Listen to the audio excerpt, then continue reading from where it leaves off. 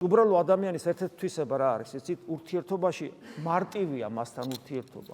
არ ხლართავს რაღაცებს, გესმით? ამიტომ იმას კი არ დაიწყებს, რომ არა კაცო, ეხლა მე რომელი უზაკველი და მე ცოდვილი ვარ და რაღაც ასე კი არ დაუწყია. საიდან მიცნობ?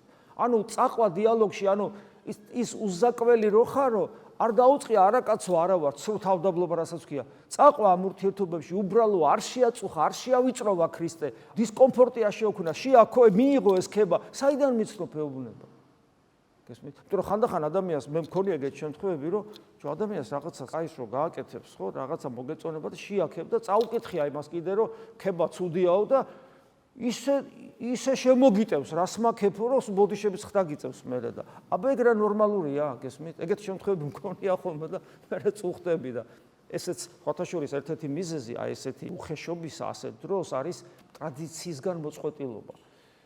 ის წმინდა მამები ჩვენ მათ ვკითხულობ და გვასწავლია, რომ ქება რა მავნებელია პირში ქება ადამიანისათვის, ამავე დროს იმავე კულტურაში, იმავე წმინდა მამების მიერ, რომელიც ტრადიცია დღესვე ცოცხალია, უნდა განახათ როგორი ურთიერთობა აქვთ ერთმანეთთან, როგორ აქებენ ერთმანეთს, როგორ უყვართ ამ სიყვარულს, როგორ გამოხატავენ, როგორ პატივს სცემენ ერთმანეთს.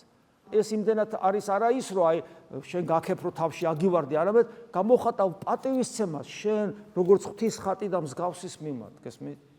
ეს ძალიან მნიშვნელოვანია.